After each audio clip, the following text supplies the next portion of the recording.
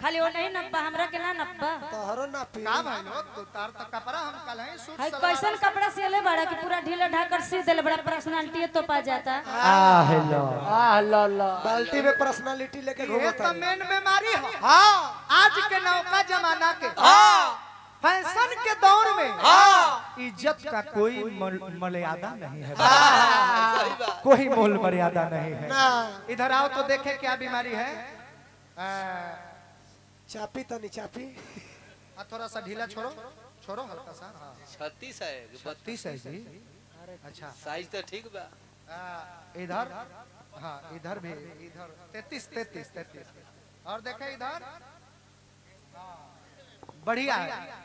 ये तो ठीक बता रही 36 बात हम दुगो बढ़ा देले बनी 2 इंच 38 कर देले बनी। हां जान तारू काहे खातिर काहेला तू जौन कपड़ा सियावे खातिर आइल बारू उ कपड़वा सूती के ह आ तार पर्सनालिटी जहां तक लौके के बात बा तो हम तो टाइट सी दे हम बाकी एक बार कपड़वा खींच देबू नु तो उ आतना चढ़ी की पर्सनालिटी चपाइले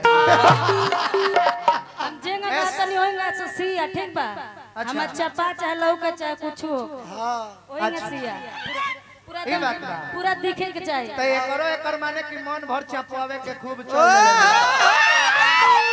पहले हमार बात तो सुनो सुनावा गुरु थी गलत नहीं किसी ले तनिका छोरा ले बानी ढीले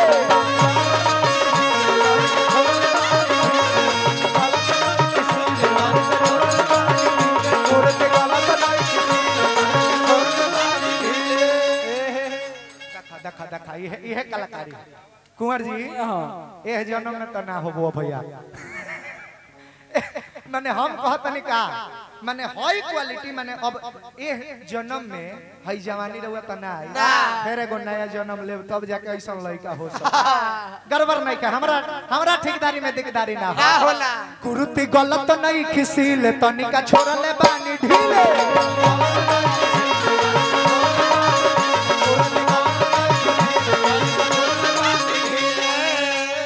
कैसा कम नहीं खे मौगात रहुए है बुढ़ारी में सुना सूती के कपड़ा हो फिचबूता चढ़ी सूती के कपड़ा हो फिचबूता चढ़ी आई तार देहिया यही तरह रहे खेलावाना खेलावाना खेलावाना ए बाज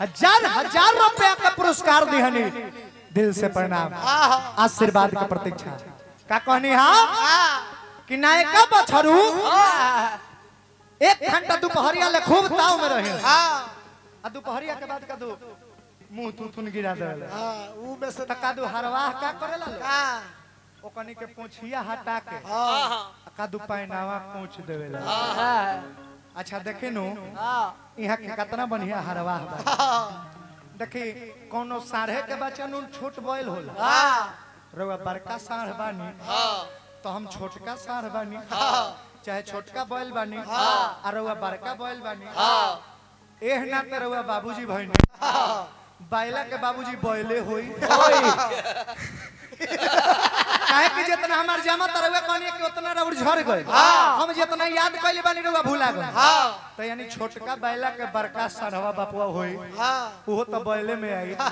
ना हाँ अब वो कैसन बाप होई कि अपना बेटा के हाँ पूंछ उठा के कोच दी। राम राम राम राम ए महाराज पहले तो रहुआ में कोचाल होई तो दिखाई है सास भी कभी बहू थी यही तरह हतना होता। पूंछ उठा के पहले डांडा कोचाइल भूसा निकालल बा हने आवा कम कम भिरी कम ले कम कि जब से भइल बानी दरजी काम कइनी ना फरजी। मनु बाबा ए बाबा खेला ना हो जब से भइल बानी दरजी काम कइनी ना फरजी।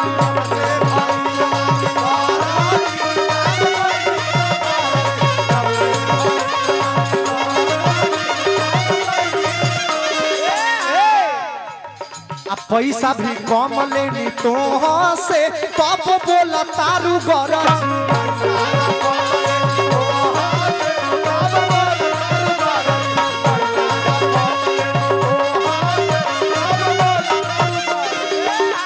हमारा का बा हमारा कोनो दिक्कत बा बरूद बाबा जा चल के आइल बानी स्वागत करो चाहब कि तनी रउआ खार हो जाए एगो हम माला दे दे आ जाए। अपना जमाना के अतना सुंदर कवि जी अतना सुंदर कवि रउआ बानी रउआ जौन लिख देत रहनी ओकर आज के राइटर लोग रउआ एगो गाना में जानी कि 3 साल गाना बनाइलो तब और शब्द भारी पड़ जाए। हार्दिक अभिनंदन जय हो यही तरह अपन आशीर्वाद बरसौले रखे। गोलू बाबू ई कौना के धरती से चल के आइल बाड़े हार्दिक स्वागत करब का। तो जब से भइल बानी दरजी काम कइनी ना फरजी।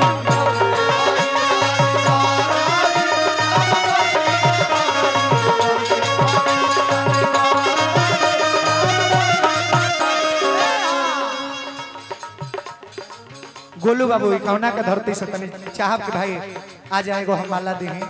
अरे भाई हमार भगिना नु लगी है आदरणीय श्री कमलवास कुंवर जी के भगिना बारन गोलू बाबू जेकर प्यार मित्रता हमने के बहुत बचपन से बाटे भाई के माई बना के राखो।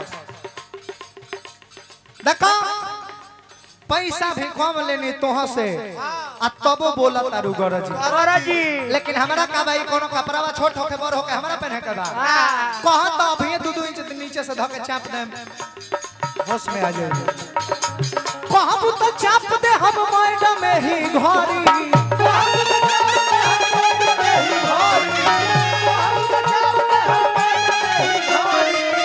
एगो तनी माला फेकलो एगो माला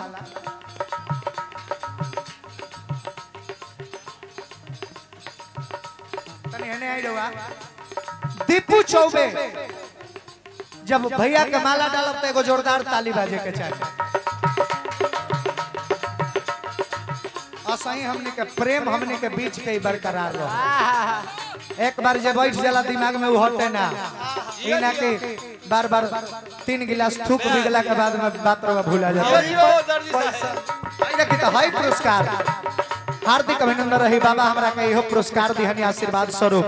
अच्छा है गिर गल बका कहबू तो चाप दे हम मैडम में ही घरी कहबू तो चाप दे हम मैडम में ही घरी बाकी खेलावाना खेलावाना खेलावाना बाची और तोहर बढ़ी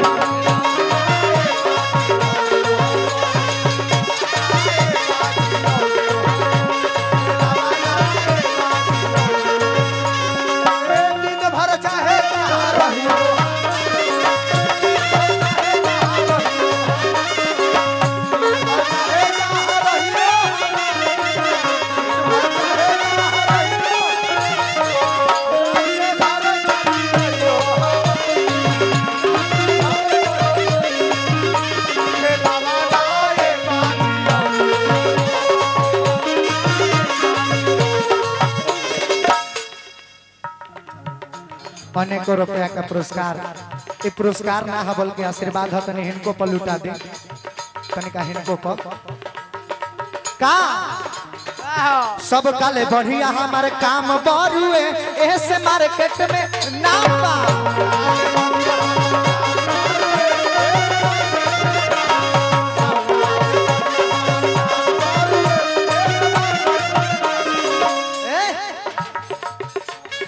सीएल सिकंदर के का पारा पेन्हला में आराम बा।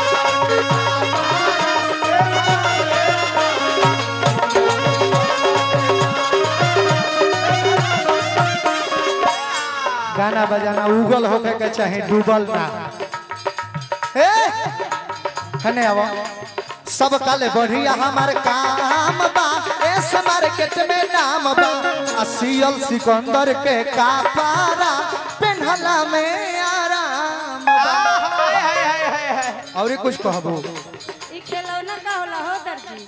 खिलौना अब ला ये नहीं के बुझाते ने का माइक बढ़ा के रखी। ई खिलौना का होला?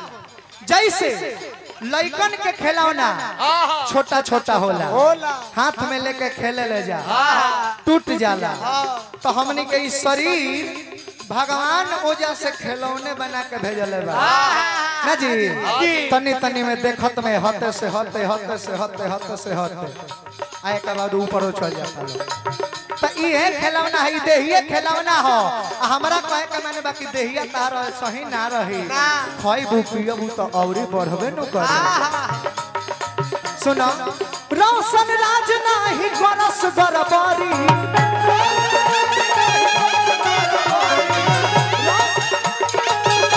ए रोशन राज नाही गरस गरबारी। त खलवाना खलवाना खलवाना ए बाछी और तोहर बाल